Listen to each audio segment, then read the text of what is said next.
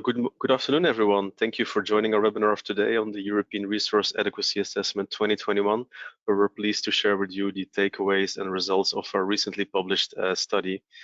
The study was shared on the ENTSO-E webpage earlier today, together with some consultation questions. So we're very happy to introduce to all of you this topic and the next steps bringing us forward in this exercise.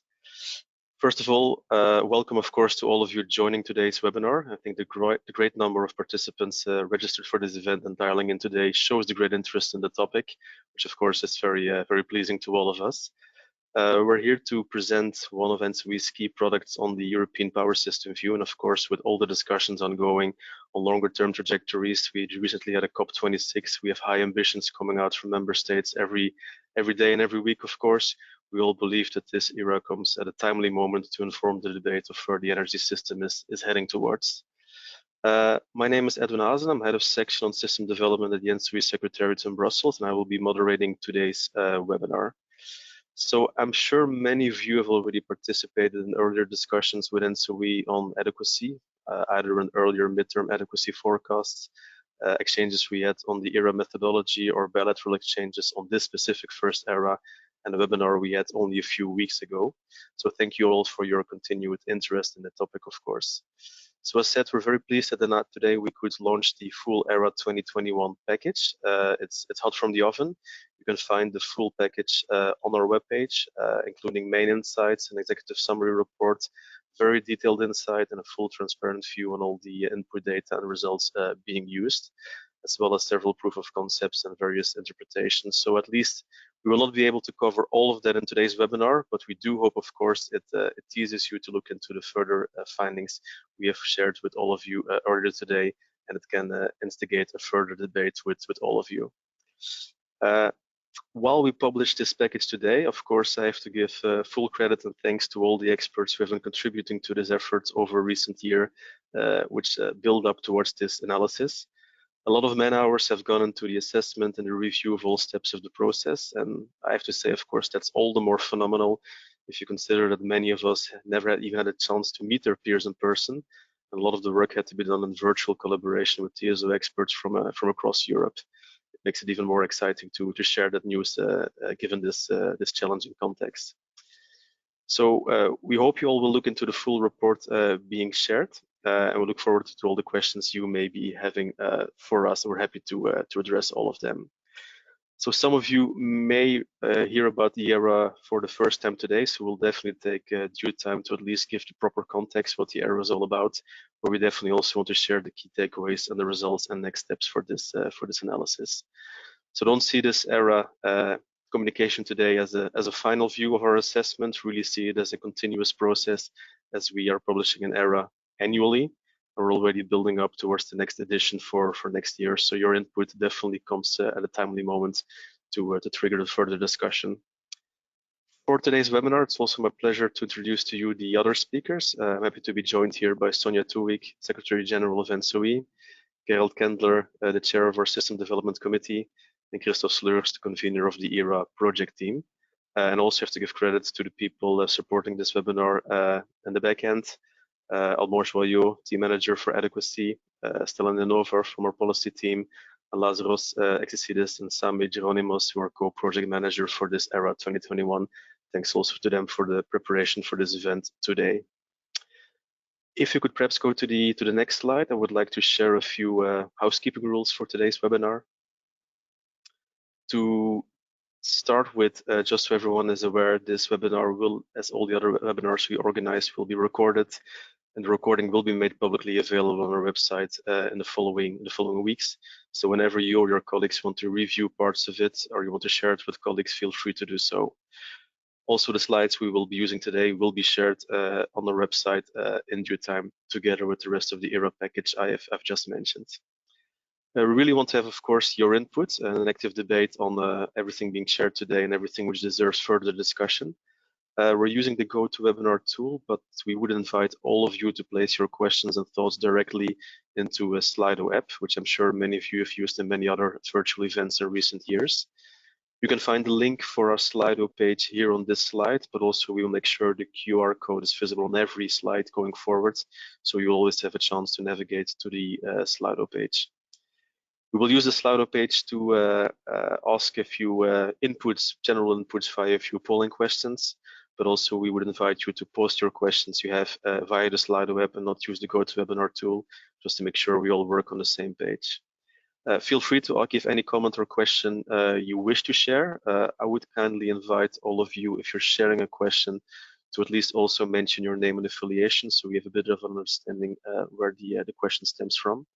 And as you know, of course, if you see an interesting question posted by someone else, you have a chance to upvote the question. It gives us a bit of a view of which questions are definitely hot for discussion. We can prioritize those. We definitely want to keep ample time for answering your questions.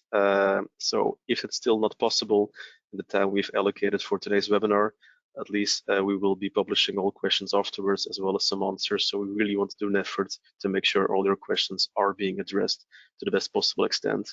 And of course, it goes without saying, any other question you might have in reflection after the webinar, feel free to raise it to us. And we're happy to have a direct exchange with you as well. Okay. That being said, well, here you see again the Slido webpage and the number to log into Slido, but as said, the QR code should be visible on every page. So, and if you still would have missed it, or it's difficult to log in, for that case, feel free to use the GoToWebinar chat function, of course. But at least I would encourage all of you to at least keep this page active as well while you're following today's webinar. That being said, I'm very happy to introduce our first speaker, Sonia Tuik, Secretary General of ENTSO-E, to share some opening thoughts with all of you. Sonia, the floor is yours. Thank you, Edwin, and good afternoon to you all. Welcome to this very first webinar, webinar introducing our first ERA. We, of course, are extremely excited about our first resource adequacy assessment. ENTSO-E, of course, has a very long history of developing adequacy forecasts. And of course, the work of ERA is building on all of that experience and knowledge that we have built up over the years. Of course, ERA came from the Clean Energy Package. Some of us were involved in the development of the legislation. And as always, when you develop legislation and then you choose to implement it, it's also very exciting to see the fruition of the legislation here.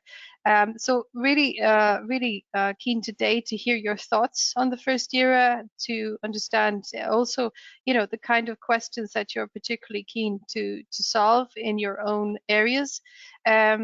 We see also ERA being part of the Fit for 55 policy and more efforts to reach COP targets. These, of course, will change our projections of our energy mix for the next decade and beyond. And of course, this assessment is even more crucial now because of the recent discussions on climate change and where we need to go. Of course, ENTSO-E's work overall aligns with the main policy objectives around sustainability, security, and market efficiency.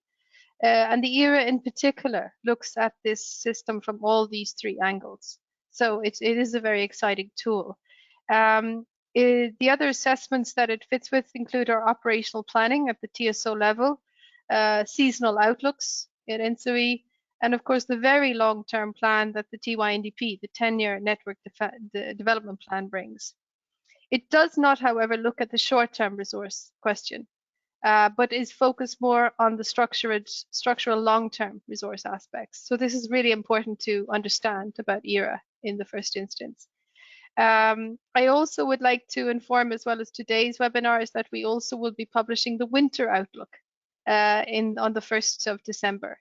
So this is coming up, and it's very crucial for this winter, given what's happening in terms of energy and scarcity in terms of gas, etc. I invite stakeholders to provide comments in this webinar. We're very supportive of the comments from our stakeholders. We're very keen to provide you with as many answers as we can.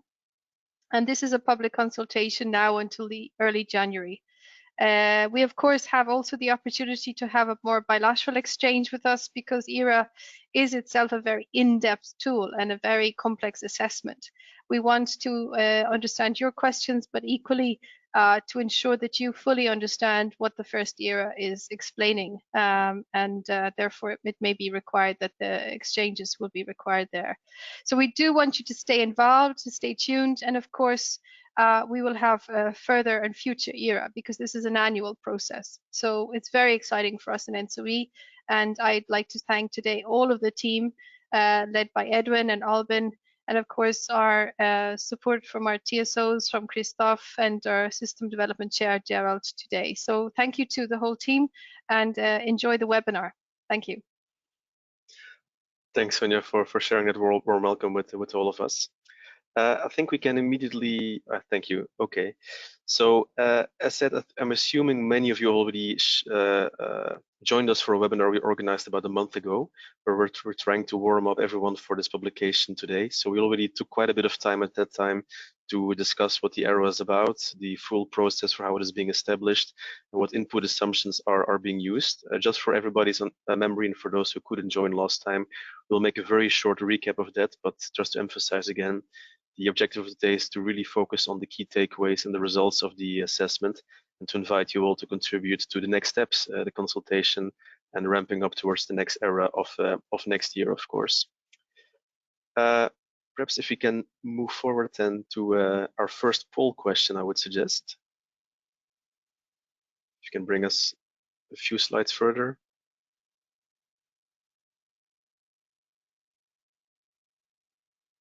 Go to the next one before I pass the floor to Gerald.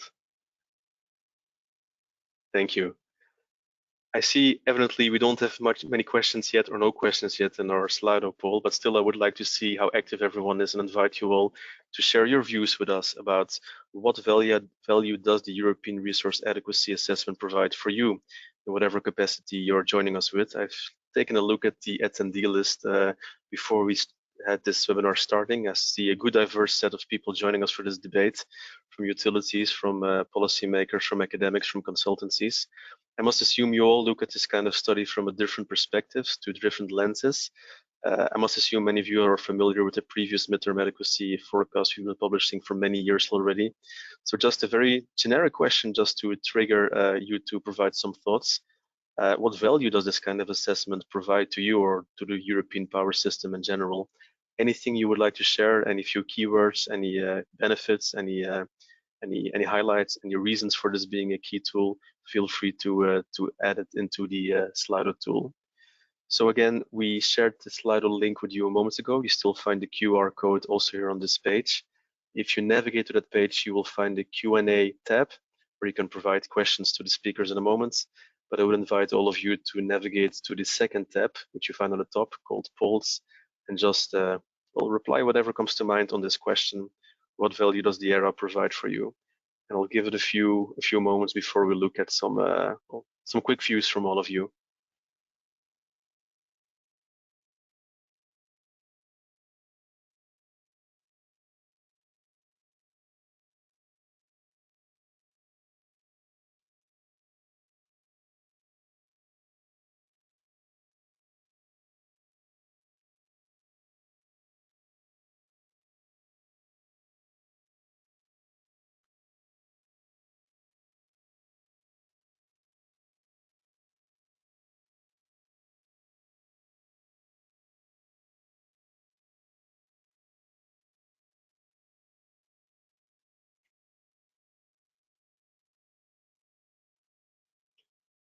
Okay, I see people are still entering thoughts. Thanks for sharing it with us. I'll give it a few more seconds, and perhaps we can then take a look at the immediate items which come to mind to many people.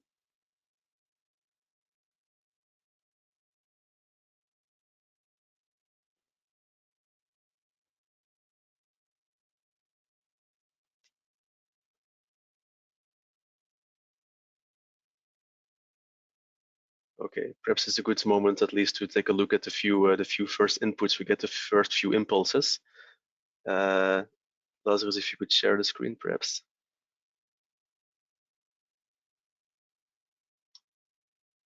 Okay, interesting common themes at least. Resiliency of the market, insights on adequacy, that's at least the minimum we aim to provide, of course.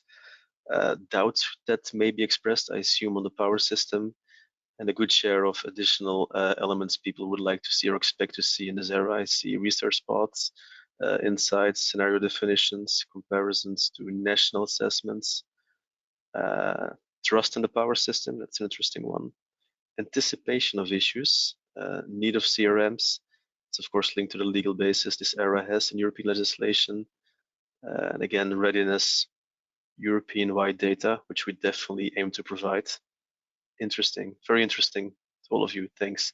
We'll definitely reflect on those key topics in the rest of this presentation, and do feel free to keep sharing your thoughts on this one.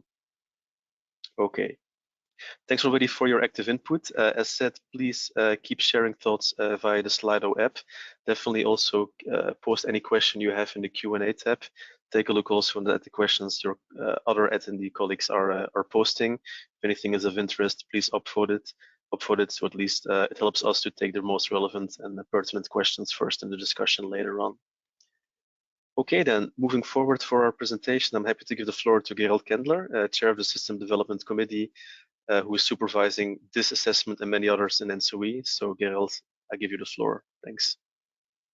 Thank you, Edwin. Welcome everyone for this presentation of the era. And I like this term era. It's a wonderful play with words. We are entering a new era with the era, and we definitely do. If I could have the first slide, please. And the first I would like to say, this is of course a legal mandate, and we have to fulfill a legal mandate, that is for sure, but it also reflects many needs of the stakeholders. And also building on the comments you just gave us about our internal discussion at the TSOs, the era is really, even though it is just a sort of a baby because it's the first edition, it is also considered by many TSOs to be one of the most important products of the SCC. We have the TYNDP, we used to have the MAF, the midterm adequacy forecast, and now with this adequacy assessment, this is believed to be really one of the top analysis, top tools, because it's of real need for us as TSOs as well.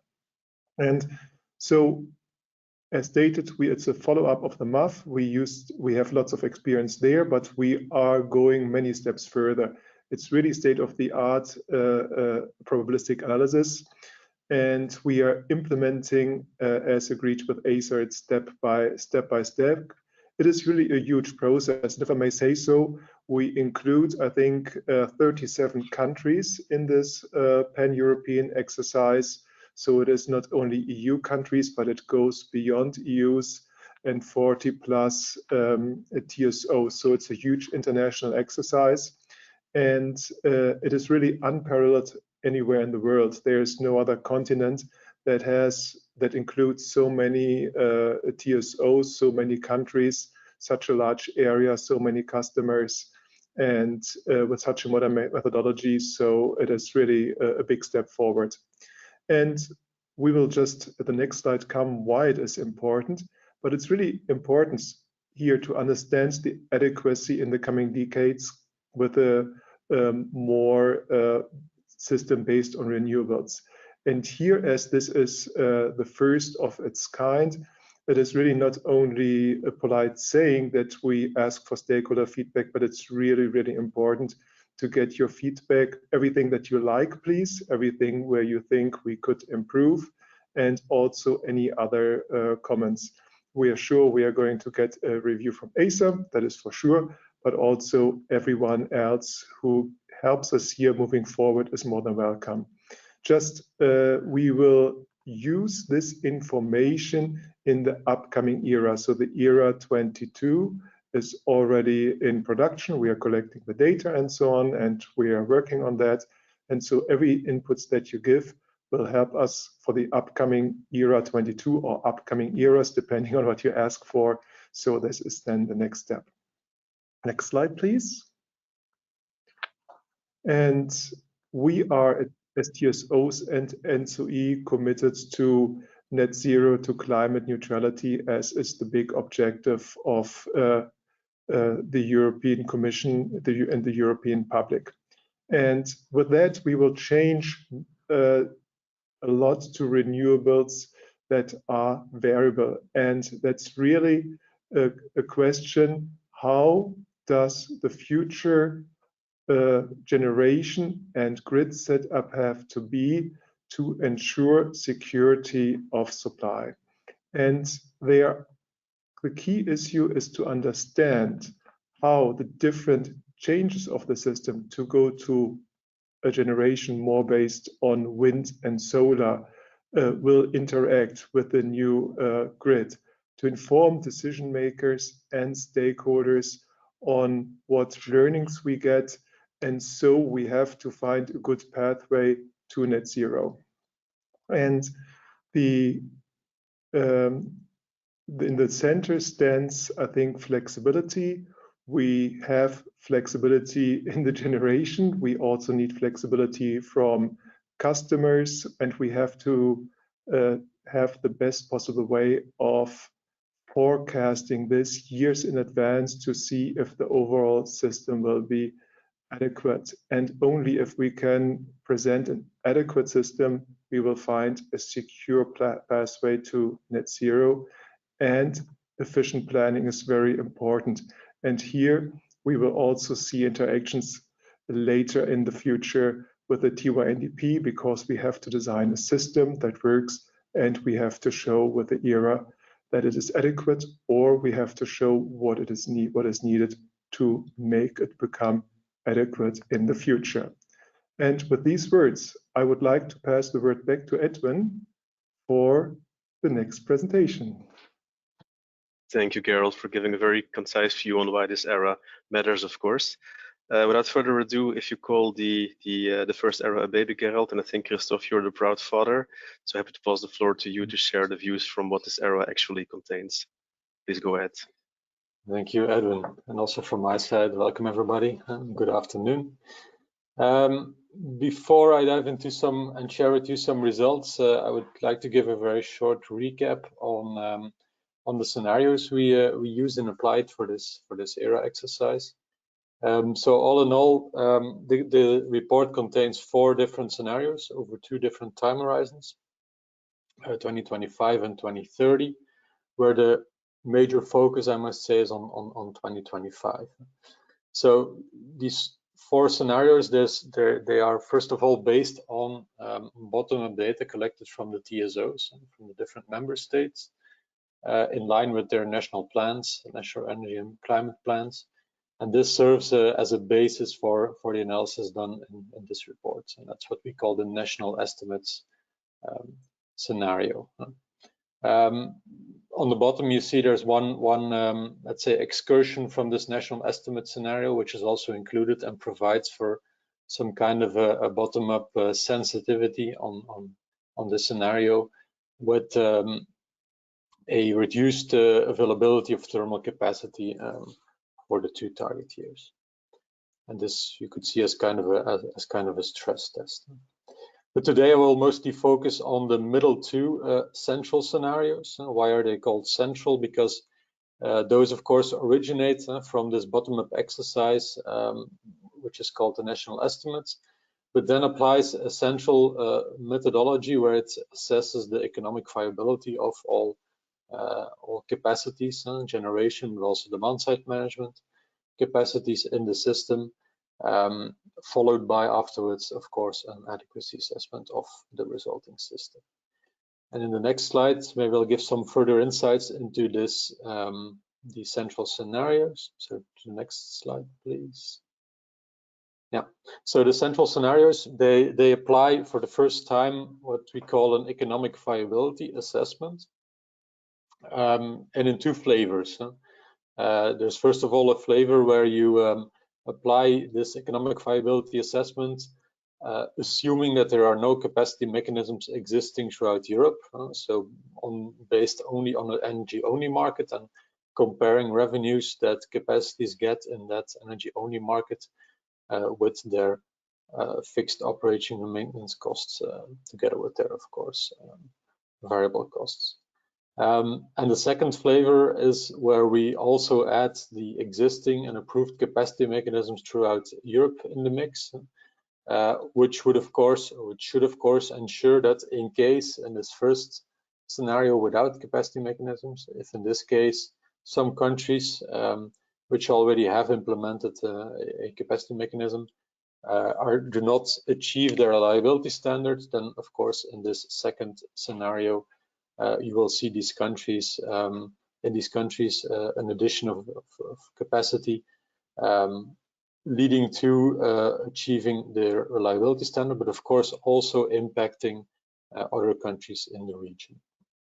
In this EVA, we basically for this first time included the possibility of the algorithm to invest in both gas capacities and demand-side technologies. So both are technologies which the algorithm has at its disposal to invest in new capacities. And of course, on all existing technologies, this algorithm also assesses whether or not those would be viable in the market, and if not, they would be decommissioned in the system. As I've already stated, very important here to note is that, of course, what happens in one region and one country will impact another one. So that's why this is an assessment, a simulation that's being done on Europe as a whole. If you take out of service a capacity in a certain country, of course, this will impact all other capacities in other neighboring countries, but even further along in Europe. So it needs to be looked at as a whole. So when we move to the results, basically, I will first give some insights into the outcome of this economic viability assessment, which you can see in the middle on the bottom. So we start from a data collection, then we apply this economic viability assessment, and then finally on the result of this economic viability assessment, which again gives a certain scenario, including a certain assumptions on generation and demand throughout Europe. We apply a new adequacy simulation to calculate what we all know as the adequacy indicators, basically centered around the expected average loading. Next slide, please. So again, a warm welcome to enter all your questions into Slido, but let's move to the results now indeed. Yeah, so as I've said, first of all, let's take a look at what comes out of this economic viability assessment. And again, in the first scenario, where we assume that no capacity mechanisms are existing throughout Europe. So basically, in all countries, there's no guarantee that the reliability standard will be met, and we just simply apply a basic economic viability assessment on these countries to see whether or not existing capacities and also newer capacities would be decommissioned or invested in. And what you see here on the slide is an overview of the result of the outcome of this analysis, where we split the economic decommissioning and commissioning over the different technologies, and of course these are aggregated values over the whole of Europe. And on the graph you can see from left to right gas, lignite, hard coal, oil, and then finally demand side response technologies. And what we see is, if we look at Europe as a whole, a significant amount of capacities would indeed be decommissioned towards 2025, if you look at this economic assessment, adding up to about 62 gigawatts. And maybe a short note to make sure that the numbers are interpreted correctly. Sometimes you will read numbers around 75 gigawatt, but this depends, of course, whether or not you include or not Turkey in the equation. And the numbers that you can see here on the slide are excluding Turkey. So we see about 60 gigawatts of economic decommissioning, and additionally 3.5 gigawatts of new capacity entering the market, which is almost evenly split between new gas capacity and new demand side response. Maybe one more word on this decommissioned capacity and where do we see this mainly happening. If we look at the gas capacity, this almost full amount of decommissioned capacity is located in Spain. When we look at lignite and hard coal capacities, those are mostly oriented in continental Western Europe. Different countries which today still rely on lignite and hard coal, but where we see that indeed the economic viability of these capacities is under pressure. One small disclaimer, which is quite important, I think, in order to have a good interpretation of the results that we will show in the report and in this presentation, is that one should be careful in interpreting and drawing conclusions on a country level, considering, and this is a European level assessment, where of course some simplifications have been done. It would only be safe to make sure that whatever we conclude from these numbers is only interpreted, let's say, on a regional level, because of course in reality the decision of investors of decommissioning capacity in country A or country B is of course a decision that takes into account a lot of factors which we weren't all able to take into account. So please be advised to look at it more at a regional level. Next slide, please. Of course, in order to do this economic assessment, we had to take some assumptions. And here we would like to highlight two specific assumptions taken that might impact the results quite a bit. And which are these two assumptions we focus here on? Those are the price gap that is assumed in the wholesale market all over Europe. That's the first one, and the second one is the CO2 price. In the central scenario, so in the central case, the price gap that was assumed for the wholesale market is 15,000 euros per megawatt hour all over Europe, and the CO2 price is 40 euros per ton. Of course, and I guess it would be a general reaction, this 40 euros is today already below the actual value we see on the market. But at the time we collected the input data and did a freeze of this input data, this wasn't the case yet. So it would only be interesting indeed to here show a bit what the potential impact could be of this this difference in these economic assumptions. What you can see on the slide is again per technology a view on this economic decommissioning and commissioning of capacities in these three different sensitivities. And if you first zoom in a bit on the price gap, where again in the reference case we assume the price gap of 15,000 euros. In the actual wholesale market today, the price gap is set at 3,000 euros. But there is a mechanism in place that should ensure that once or when this price gap is almost reached in the wholesale market, in the day-ahead market, then normally this price gap would be increased up until a maximum value. So the reality lies in between these two assumptions. 3,000 euros the price gap of today, 15,000 euros is something which we could assume as a proxy of the maximum price gap. And of course, in reality, it will be something in between. What do we see as an impact of this price gap?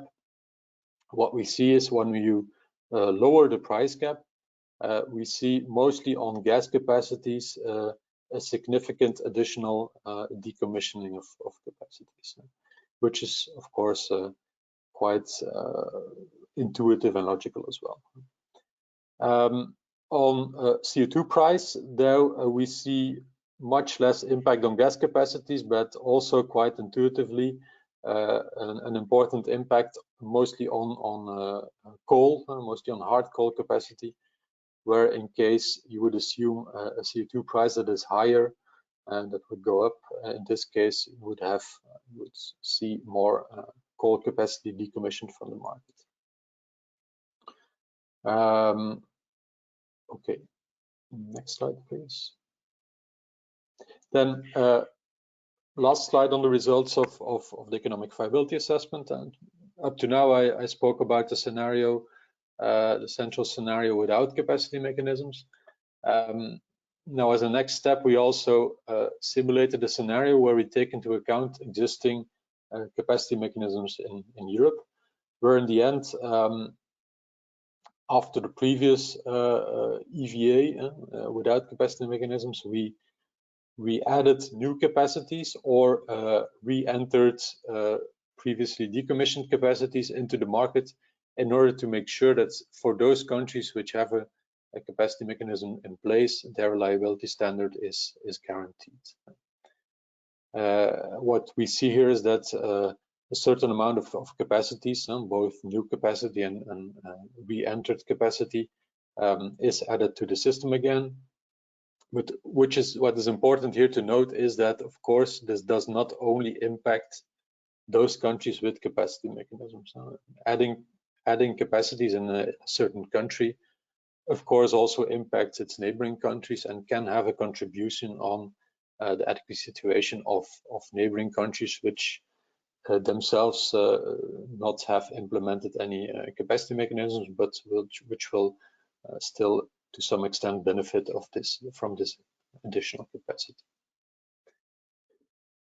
I think that's enough about the EVA. Let's move to the adequacy results, which I guess you're all waiting for.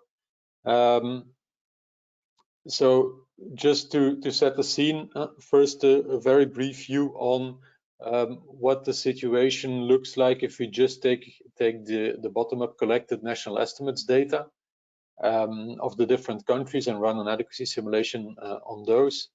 Then here on the slide you can see, and I don't know if the numbers are readable, but on the left-hand side, the simulation for target year 2025, and on the right-hand side for 2030.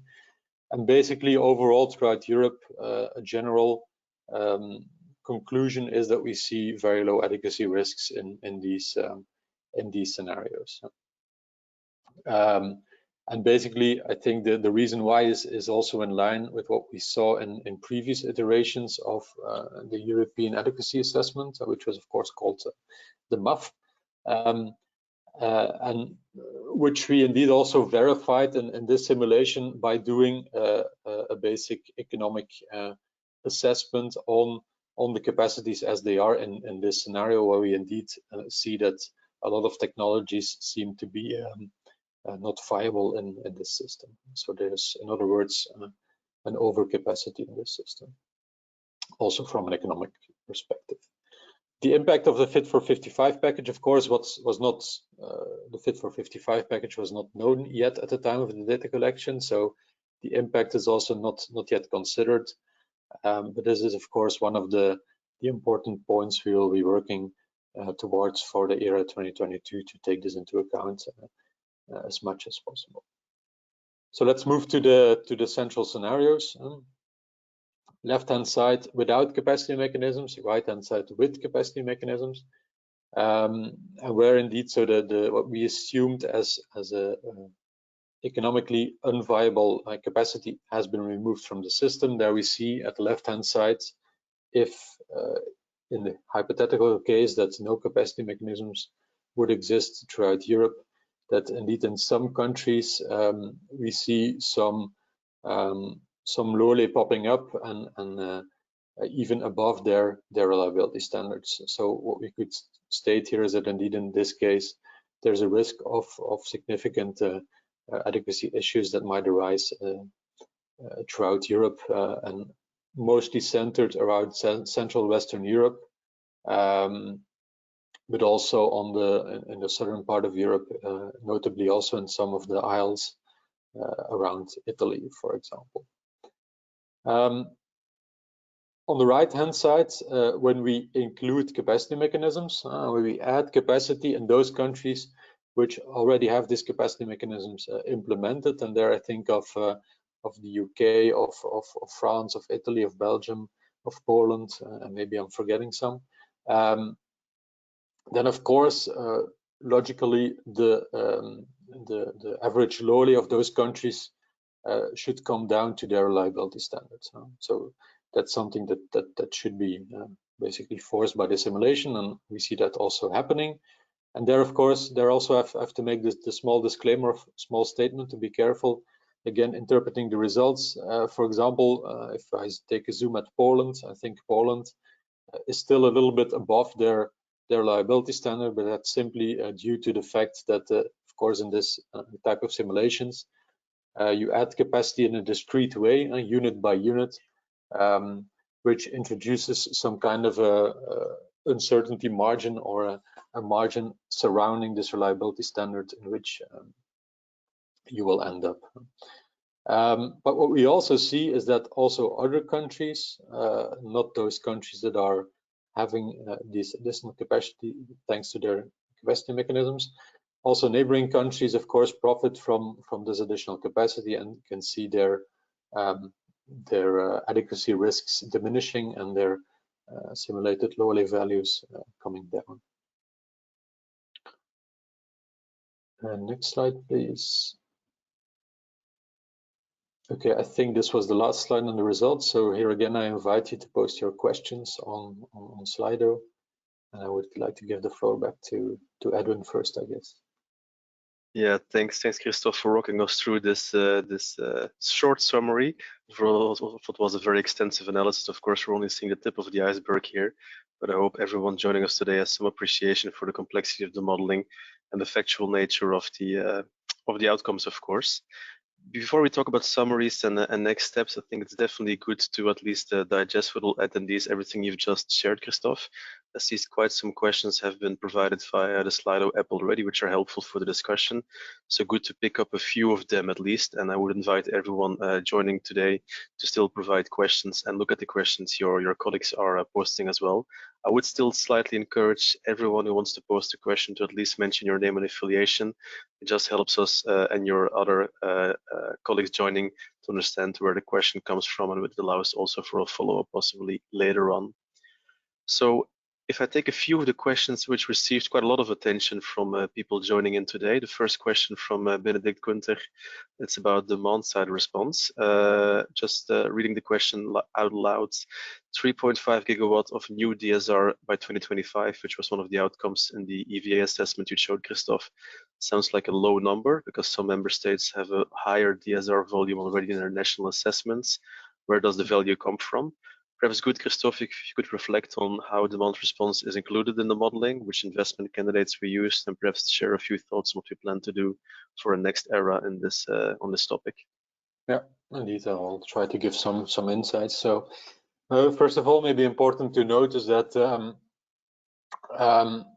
the number here mentioned on the slide is not the full amount of new DSR, existing and new DSR integrated into the scenario and the simulations. And so there's already a significant amount of DSR, of course, present, as you referred to as well, in the input data. So normally the national TSOs in the data they send in line with their national adequacy assessments, they already include new capacities alongside existing capacities, and this 3.5 gigawatt of additional capacity added by the centrally run EVA mechanism, of course, again comes on top of this. On the other hand, I'm also probably, together with you, convinced that some additional steps need to be taken on this demand-side response, and that probably in practice, indeed, the potential is even bigger. And this is also a very important aspect, a very important part of the study we intend to work on and improve and evolve in the next iteration of the era. So indeed, a very important point, and it's something we'll take aboard towards the future. Thanks, Christophe, for providing that clarification. I hope, Benedict, that answers your question to some extent. If still questions, feel free to discuss with us. And of course, you find a lot of the assumptions and input data, which Christophe mentioned in the package published today. If I just take a few more questions before we walk further through our presentation, the next most upvoted item, I think it's more of a statement. CRMs should be unnecessary. and the tool of error should not be misused. Just to be fully clear about that, the error doesn't take any statement on whether or not a CRM is needed. It's meant to inform policymakers and stakeholders about situations in the system. But I can, of course, fully underline the statement it should not be misused. That's why we do a great effort to at least provide in full detail what the analysis is based on, which methodology is used, which input data is being used, so people at least understand. If you look at just the short outcomes, the maps which Christophe just showed, what is actually at the basis of all of that, and that's where the heart of the discussion should actually be for this era in our view. The next question from Michael Hogan from RAP.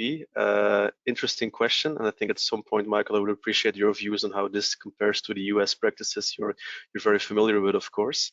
I think it's a question you posed at the start of the webinar, but still received quite a few upvotes during the presentation.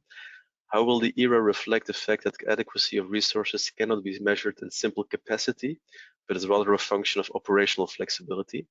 Perhaps that's still good to share a few thoughts on, Christophe, that people understand the level of modeling, the number of climatic years, the efforts actually done. What does it actually take to run an adequacy assessment? Perhaps could at least briefly summarize that again and show it's not simply a capacity stacking and derating, of course.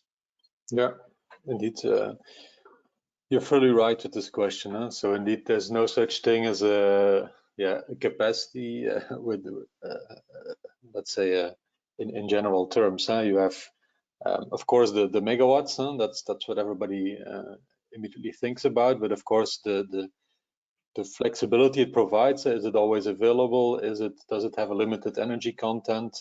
When would it be available? When can it be used? Those are all very important aspects in the definition of what we call a capacity. Huh? And in our assessment, of course, we take some assumptions, but we also differentiate between these different kinds of capacities. Huh? So it's a probabilistic assessment, which takes into account for some capacities you have, for example, for hydro, you have a limited energy reservoir, you have, of course, wind and solar, where depending on meteorological conditions, which are taken into account through a climatic database, but also on DSR and storage, for example, where you have only a limited activation time for which this type of capacity can be used. So this is taken into account into the simulation, and indeed we have to be careful if we speak about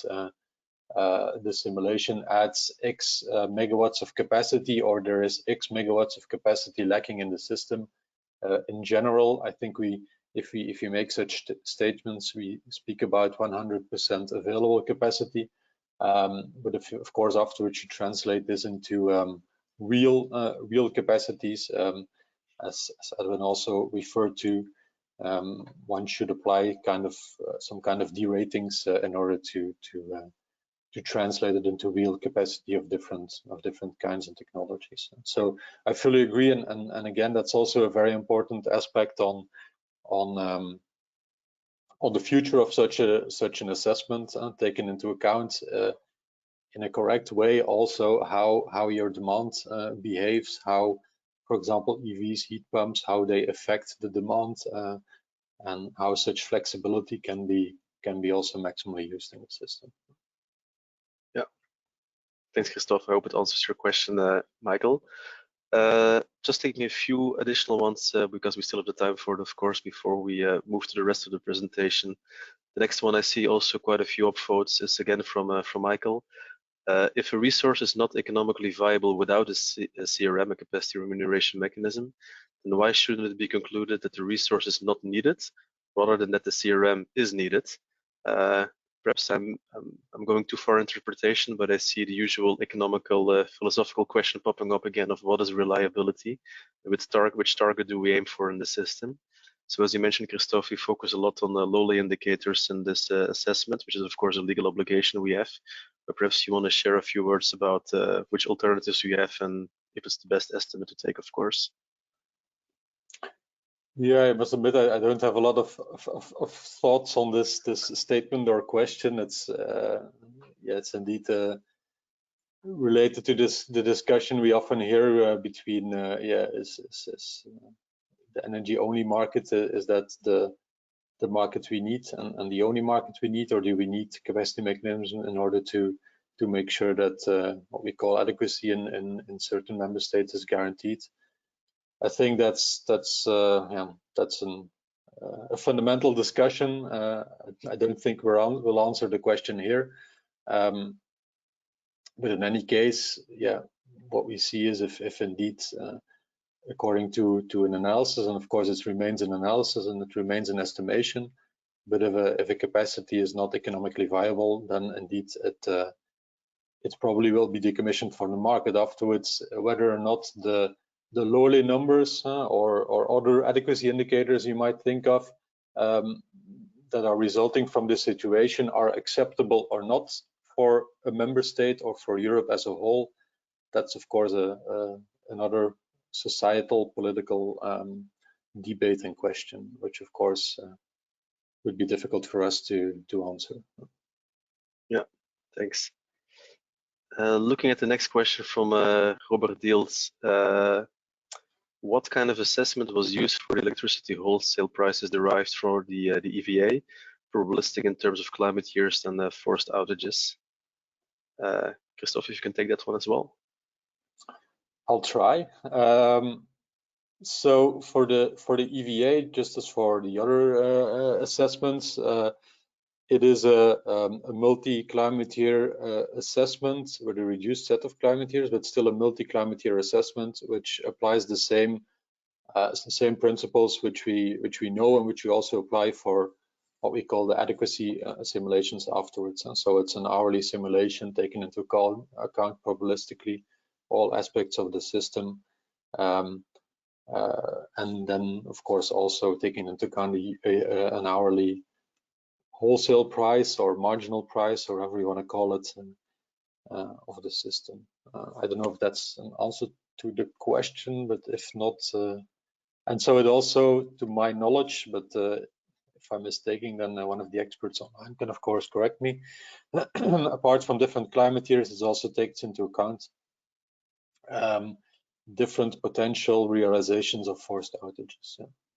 But again, with a limited probabilistic sets as compared to the full Monte Carlo simulations, simply for reasons of computational time and computational effort. But the principles are the same. Yeah. Thanks, Christophe. Next question again from Benedict, and I think he did some quick back of the envelope calculations, which is good, of course, too, when you start digesting the results and think about what they actually mean. Reading his question, how can we have such high lowly values with price caps at 15,000 euro even? Because it should provide sufficient incentive for further investment, of course. Any reflection on that? I think I'll have to think about that or point towards one of the experts online, because frankly, it's a bit difficult to answer like this. Let me read the question. I think the question is whether the EVA should have put more capacity actually into the system. Yeah, that's a good question.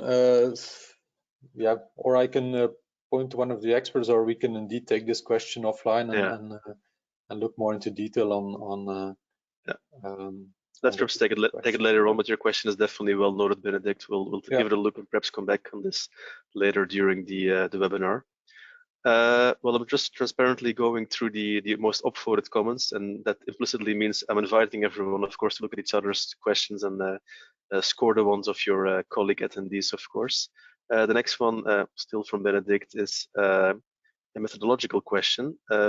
Will the adequacy simulation post-EVA step have an impact on the economic viability? In other words, is it an integrated assessment, or do we do it sequentially?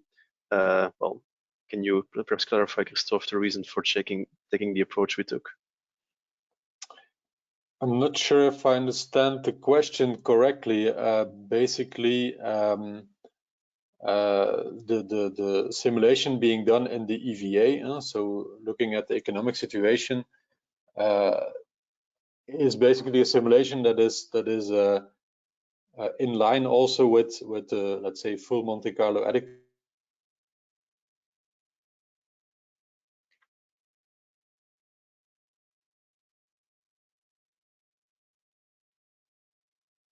I think we lost Christoph. Maybe I can take this question, Edwin. Thanks, Lazarus. Please go ahead. Yeah, in fact, I mean, to answer these questions, it is actually not an integrated model in ERA 2021. Simply as a more detailed. Christoph, sorry, we lost you for a few seconds there. Oh, sorry. I think Lazarus was on the spot to answer your question. We hear you, but Lazarus already started answering your question. So perhaps, Lazarus, if you could finish your thought while the connection reestablishes. Yeah, I mean, in the EVA step, we actually have a simplified modeling of the forced outages. So it's not a Monte Carlo, just to clarify also that it's a derated capacity. So we simplify due to the computational complexity, we simplify the model. And at the same time, we use, as Christoph mentioned, we use a smaller number of climate years. And of course, this leads to a small, it can lead to a small gap between the results of the EVA and the adequacy step. So it's not an integrated model at this stage because we choose to run the adequacy step in a more detailed way. Thanks, Lazarus. Okay. Perhaps a few more questions before we move on, and in any case, we will have sufficient time after the presentation still to walk through remaining questions or any question which people would still have. Next question I see is from Robert Diels about a question about which flexibility options are included in the modeling, EVs, heat pump, electrolyzers, etc. I think I can just give the short answer. You will find all the detailed quantifications of the input data in the information package being shared today, and we definitely try to make our do a best effort to even improve this data quality and assumptions for next editions. Perhaps the last question before we move on to the key takeaways and next steps, and then continue the discussion, of course. Next question I see is from Davide Fabozzi from TSCnet, asking something about which will be briefly mentioned in introduction, but good to again reflect on this one. What is the relationship, if any, between adequacy, also regional adequacy assessments, seasonal ones, I assume, as per the system operation guidelines, and other tasks which RCCs may have, such as maximum entry capacities? Perhaps, Christoph, if you could reflect on the few items which Davide puts here. Yeah, I hope you can hear me again now. We do. Great. So maybe first between the ERA and the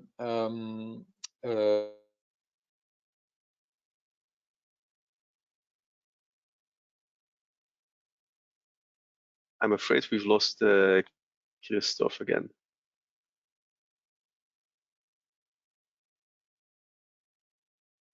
Okay, perhaps I'll briefly take it, and I hope the connection reestablishes. I hope everyone can at least still hear me, and the problem is not on my end. Sorry. Can you hear me now? Sorry. We lost you again for a moment.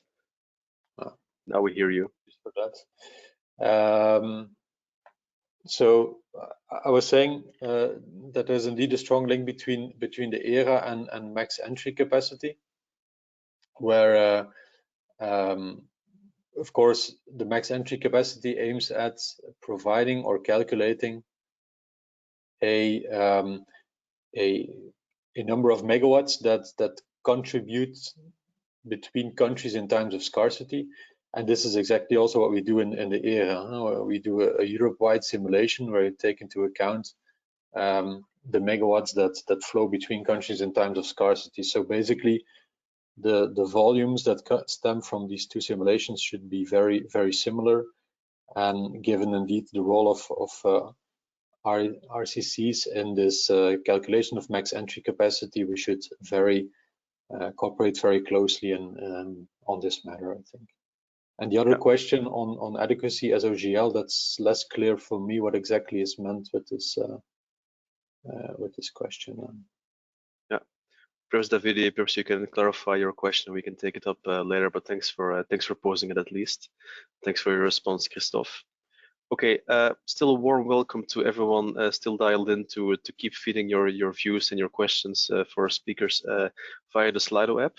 But perhaps for the sake of time, we can already move forward with the rest of our presentation and still continue the discussion afterwards, of course. So if we could bring the slide further. Yes, I'm happy to pass the floor again to Gerald to share some thoughts on what we hope everybody can take away from this first ERA publication launched today. Gerald, please go ahead. Thank you, Christoph, for the presentation. Thank you, Edwin. The key takeaways.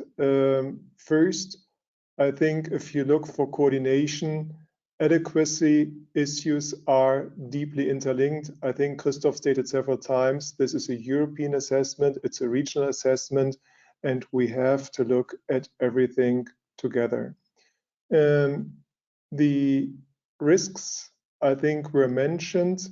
I think the adequacy issue, we can say that the EVA showed that going forward, there might be risk for adequacy when there is no action. And again, the action can be in many different ways. I mean, from a TSO point, of course, adding interconnection capacity can always increase things to the better. Demand response, several times mentioned, is very important. Energy storage and altogether empower customers. If I look at the situation, for example, here in Germany, we don't have a scheme really yet to use electric vehicles. They are charging in the most efficient way and to support those issues. And I think we live in an era of change where all those new measures will have to be implemented. And then you come to the top, it's the cooperation. We need cooperation in all regards. We need it in assessing the resource adequacy. We need it in working together with stakeholders. We need it in planning and in good measures for a secure system based on renewables. And I think all this goes together in this area of change. And then we come to the top, the future of the ERA. We did a first step, a very, very important step, but we saw many questions. We will get more questions, and we do have to further implement the methodologies, further implement changes, further develop the issues, get more data, provide feedback, maybe see changes in policy. I think this is where we are going. And I think if we have those key takeaways that we have to do something and we have to do it together in an integrated manner, we are on a very, very good track together. Thank you. Thanks, Gerald, for this overview. I think we'll dive a bit deeper into what it practically means for the coming weeks and months, and give a bit of clarification what everyone can expect and where we hope people will feed into the rest of the process, and give some visibility what we plan to do in ENTSO-E side indeed from the while we ramp up towards the next era. So I hand over again to you, Christoph. Thanks. Yeah, thanks, Edwin. Yeah, first the polling question, I guess. Or let's take the polling question first. Yeah, sorry, I should have been aware of this. So I would invite everyone again to go to the Slido app and go to the poll page. I know many of you have been busy on the Q&A page, but please switch to the second screen now again. So before we share thoughts about what could improve towards further ERA additions, as Gerald mentioned, it's a gradual process, and we definitely have our target set for the next year and the next years, of course. But already Christoph explained quite a bit of what the present ERA entails. I saw some good questions already about what people would hope is in there, or asking questions if something is in there, or why it's not in there. So as a very generic questions, what enhancements do you believe should be made in future editions of the ERA to make it even more insightful and robust? As said again, please go to the Slido app, go to the polls page, and feel free to type in whatever key term, whatever methodology, whichever aspect you believe should be high on our agenda for next time, of course.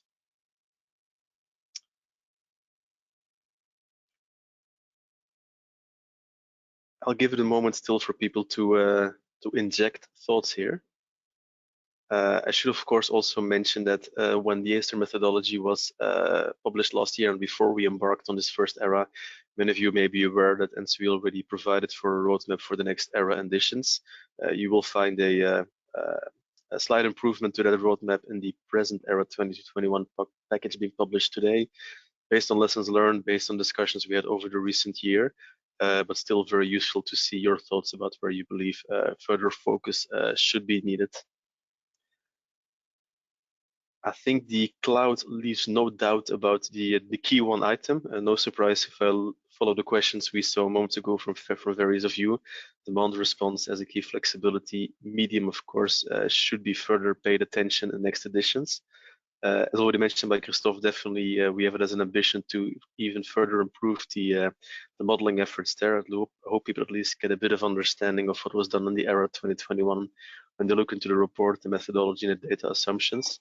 And I think you will reflect on it in a moment what we plan to do on this topic later on. Integrated model, everything in one optimization run. That's always the holy grail, of course, and if you can do it more effectively, that's all the better. But it's good to also look at all the items people put in the periphery. Multi-years for EVA, zero emissions by 2035 in these scenarios. Again, a few thoughts on demand response, more implicit. Don't overestimate demand response. It's an interesting one. Flexibility of loads is in the same trend. Show stress factors. I think that means highlight where the actual resource adequacy issues come from and what's happening in the system. Reliability of cross-border flows. That's all immensely useful to see. Policy recommendations. What do we take from all of this? Very, very relevant. Critical of TSO input. I can only say we have an open mindset. It's for everyone's review. Any thoughts people have on the assumptions used, feel free to respond to that. Load forecast evaluations. I think we see usual suspects, but it's interesting to see which ones are more emphasized or shared by various people here joining today. Thanks for that. Thanks for that. Feel free to keep adding thoughts in this poll. Definitely, it's also one of the key questions we've put forward in the public consultation launched today as well, and we want to pick up with all of you in further workshops and discussions on ERA 2022. But perhaps at this point, I would ask Christophe to resume with the presentation and inform everyone joining us today here about next steps. Thanks. Thanks, Edwin. And indeed, yes, we'll take a screenshot of this picture in order to take into account in the discussions in the next weeks and months. But indeed, already some insights into what we already identified ourselves. We are really willing to and trying to and will improve for ERA 2020, 2022. Just as a reminder, indeed, this is the first ERA this year, where we already took a big step into implementing new concepts, new methodologies, but we're not at the end yet. So we still have quite some improvements to be made, and not in the least on the interaction with all of you, with stakeholders. Where indeed this year, in ERA in 2021, we had to keep this a little bit more limited, I would say, in order to make sure that we can deliver in time what we are presenting to you today. But we have all intentions to ramp up this effort in the year to come, more early on, also on methodology, and I will maybe spend some more words on that in the next slide later. But stakeholder interaction, secondly, of course, on methodology. So we already took some steps this year to implement new things, but we're not there yet. As I've seen also in the word cloud, we have to look at scenarios that at least seem give some evolution towards Fit for 55, and check whether or not these scenarios move into a direction of net zero for Europe. We will have to enhance our EVA with more target years, looking into also the lifetime of capacities instead of a single year assessment, fine-tune a lot of other aspects of the EVA that might indeed have a significant impact of the results as well. We will have to introduce flow-based in our central reference scenario. As you will be able to read in the report, we included a sensitivity scenario, including flow-based already in this era, but the intentions are to fully include it into the central scenarios next year. And then last but not least, as the centerpiece of the word cloud, and the role of demand response, how to model it, how to better model it, how to better estimate its potential, and also together with potential actualizers in the European system is also of great importance for in the next step of this era. And of course, apart from that, apart from the things that we are intending to already include into the base report next year, of course, we'll continue working on proof of concepts, and that will probably be added more as an annex or as a sensitivity to the report next year, on climate change, on an EVA for other types of capacities, storage, renewables, and these kind of things. There, of course, we'll do our best to go as quickly as possible also for these aspects, starting from ERA 2022, and still moving towards the final implementation of the full methodology by ERA 2024. Next slide, please. So short view on the next steps. We are here today with a short presentation of the most important takeaways of this ERA report, but of course you can also find on our website the full report itself, and we all invite you all to take a deeper look at it and to provide us with your comments, your insights, your remarks during the public consultation. And also, if you indeed have some insights into the roadmap, into what should be prioritized for the next year, then we will also be very happy to get your insights into that. Early 2022, we plan to indeed ramp up this stakeholder interaction by organizing further workshops on methodology, on what we will apply or what we intend to apply for ERA 2022, to get your feedback on it early enough in order for us to still take it into account before we have to start the actual simulations. And we also intend towards May to have a more broader consultation and information on the input data that will be used for the next iteration of ERA. And next to that, of course, we still have the important role of ACER, where they will now take a review at our ERA 2021, and where we also intend, I think, together, also on a working level, to continue and even reinforce our close interaction with them to make sure that the process runs as good as possible, as optimal as possible for ERA 2022. I think that finishes up my part, so I'll hand the words back to Edwin, I guess. Thank you, Christophe, for sharing the views on what you plan to do in the coming weeks and months. And I think perhaps if you can go back to the previous slide, I think that's a key one for everybody here joining us today to understand. I like the 4 blocks on the top you see there. So of course, we really appreciate the questions people send today. It helps us to understand what people look for in an ERA, what kind of questions they ask themselves when they think about outputs, and it also shows us what we should pay more attention to explain in future ERA reports. It's as simple as that. So all of that is being much appreciated, and we'll definitely take a few more of those questions while we still have some time left in this webinar. But as emphasized, of course, in addition to the publication of the full ERA 2021 package, we also have a public consultation ongoing as we speak, opened for about 2 months, with some key questions posed. We really appreciate views from everyone, but it's a detailed package.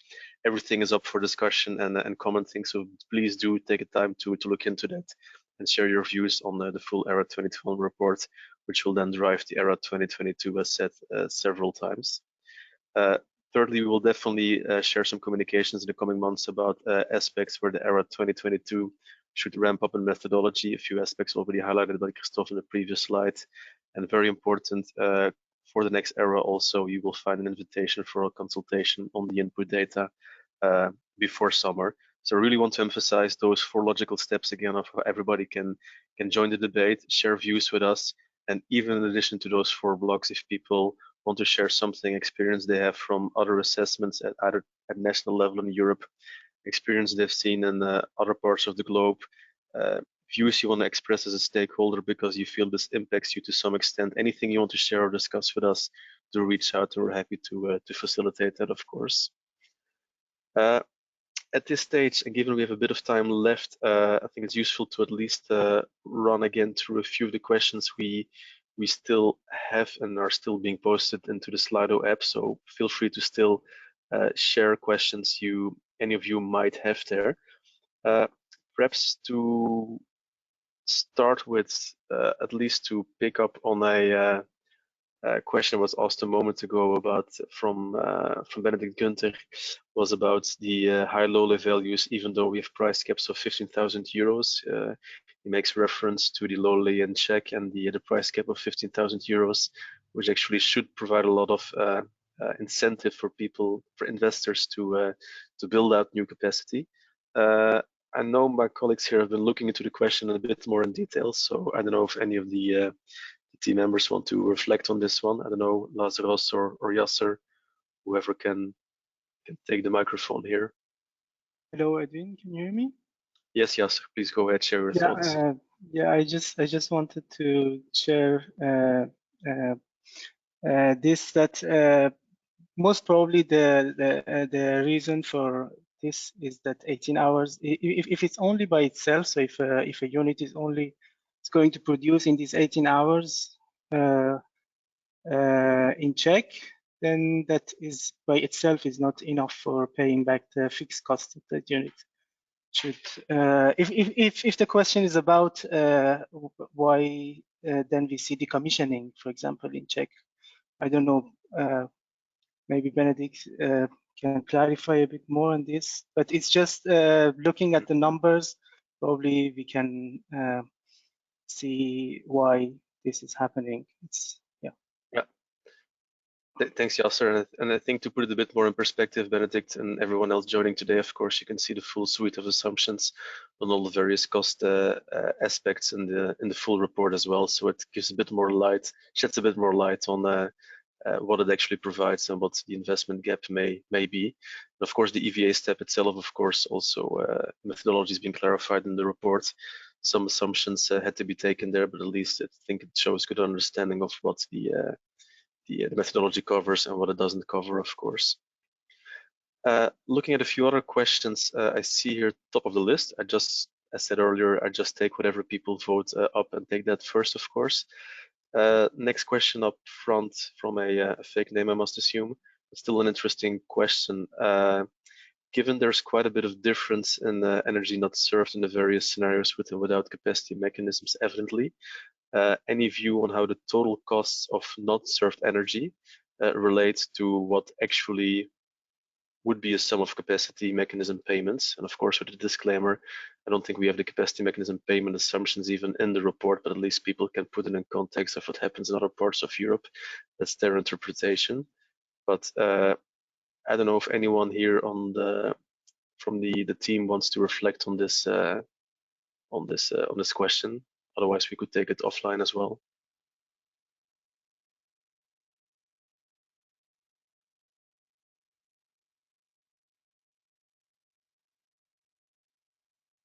Okay, Edwin, if I may say something, yeah, it's not like that we add, we include some CM payments. So the scenario with CM is by fixing the reliability standard in the countries that have a capacity mechanism functioning.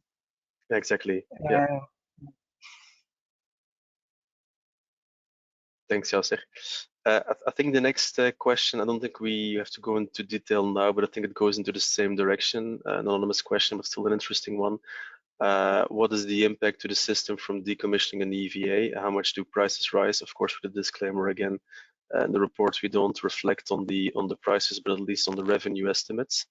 Correct me if I'm wrong, Yasser, but I don't think we show intermediate steps from the EVA iteration. but at least I hope the explanation of the full methodology and more output quantifications shape a bit the understanding from the reader about what the EVA actually entails. So if there's any questions still on what is in the full report, whoever wrote this question, feel free to get back on this to us with further questions, or feed it into the consultation, of course. Next question is from Cesar Martinez. It seems that the capacity mechanism assessment does not change so much the adequacy risks. How should that be interpreted? Perhaps you went over the detailed charts a bit quickly, but perhaps Christophe, you can share some thoughts on that. Yes, so yeah, you can hear me, I guess. Yeah, I don't know if I share this statement whether or not they impact adequacy a lot or not. Basically, the intention of these capacity mechanisms is to ensure that their liability standard, which is defined by a member state, is obtained. Whether or not there's this difference in what the average lorry would be with or without this capacity mechanism, whether or not this is assumed to have a big impact on society or not, I think that's another question indeed. I don't know if that was the question. Yeah. Perhaps it already helps, of course, if Cesar can, of course, look into the full report and digest a bit the big maps you showed a moment ago, Christophe, with all detailed results. Because as you already stated, there are quite some differences, of course, between the two central reference scenarios. No. Okay. Browsing through the other questions, we see, and again, a warm invite for people to still provide questions and upvote whatever is needed. Perhaps I really don't want to dodge any question. Any question people pose, it deserves to be responded to. But I think on the next ones we can be quite brief. The next one is again from Mike Hogan. Thanks for asking an additional good question. How does the ERA account for the rational response investors may have in contracting and hedging investment risks going forward? I think it was mentioned a few times already. We look at revenues in an ideal energy-only market, so not at investment strategies. But I think it deserves a broader discussion still about what could be covered in EVA and the next iterations, of course.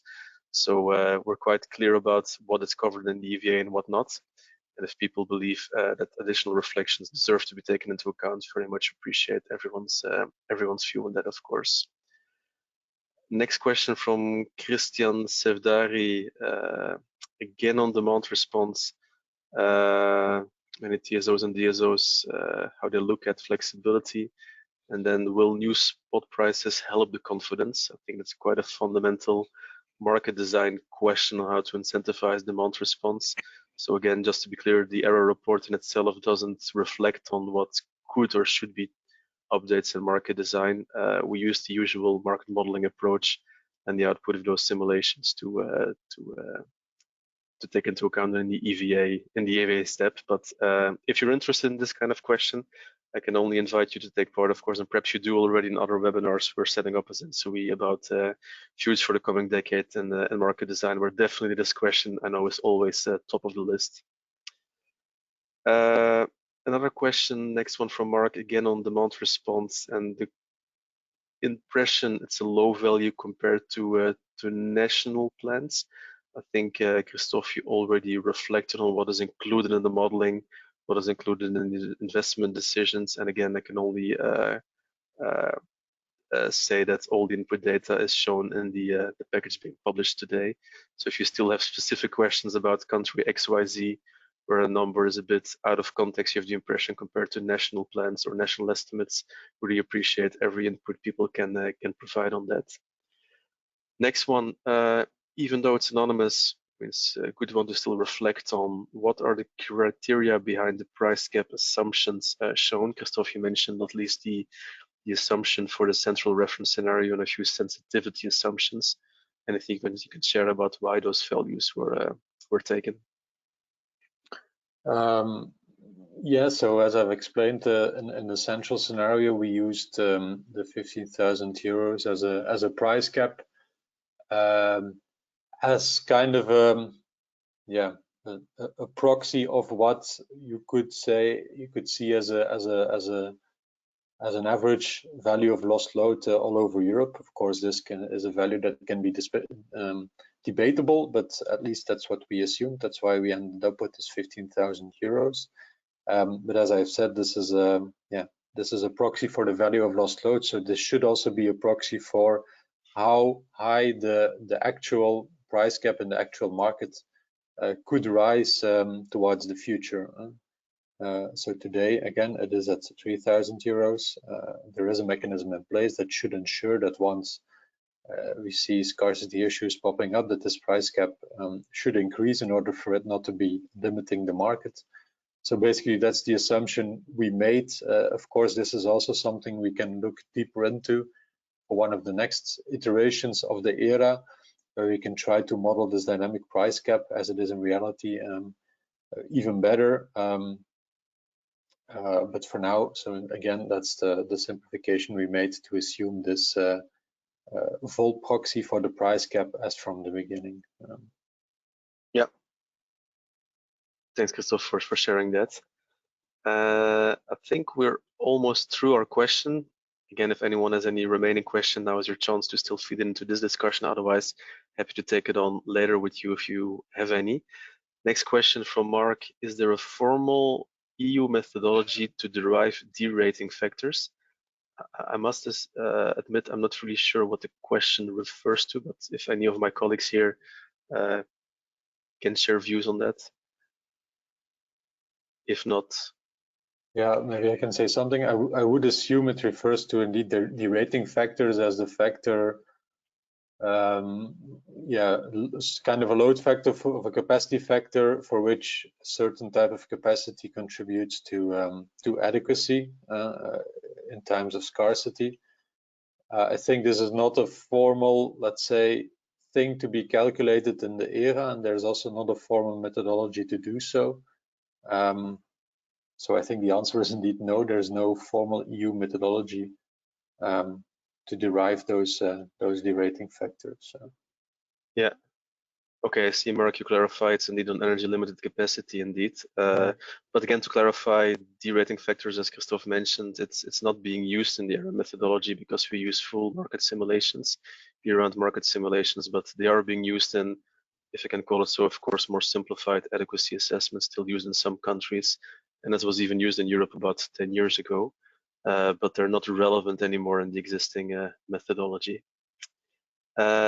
Question I still see on the screen again from Robert Diels. Thanks for continuing the discussion on Benedict Kunter's 270k euro question about whether or not that triggers new investments. You asked the rightful question if that's also correct for demand response, etc. Well, perhaps for the sake of discussion, perhaps Christoph, you can clarify again on how we cover demand response in the investment candidates of the EVA step, and at least, of course, it's fully explained in the report itself. Yeah. So again, I would assume it's indeed modeled in the same way as other capacities. So yeah, again, I think this is a question we have to take aboard and investigate a bit more offline. Yeah. Good. All right, I see no further remaining questions at this stage, but this has been immensely helpful for us to at least discuss with all of you now that the full results are out, what kind of questions it triggers from people. And I'm pretty sure once people have a chance to digest all of this, more questions, more ideas will keep popping up. So I think we're running close then to the end of this webinar.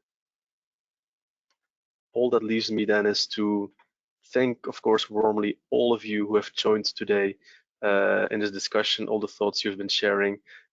Please do encourage all of you to read the full report, the summaries, the excerpts of interest, be it country-specific results, input data, methodologies, and share with us your thoughts in a consultation or via bilateral exchange. And we hope to see all of you still on board for the ERA 2022 discussions as they ramp up to next year. I thank all of you who participated in today's webinar. It showed great interest into our deliverable today and the value it brings for the energy debate. So we really look forward to hearing your further views, and please stay tuned for next engagements as we work towards the ERA 2022. And lastly, of course, an immensely warm thanks to all the presenters today, Christophe, Gerald, Sonia, and all the colleagues at the ENTSO-E Secretariat who supported this webinar, Alban, Sami, Lazio Rostel, and all the others involved in the ERA project team. Many thanks for your interest, and this said, we can conclude today's webinar. Have a good day, everyone. Take care. Bye-bye.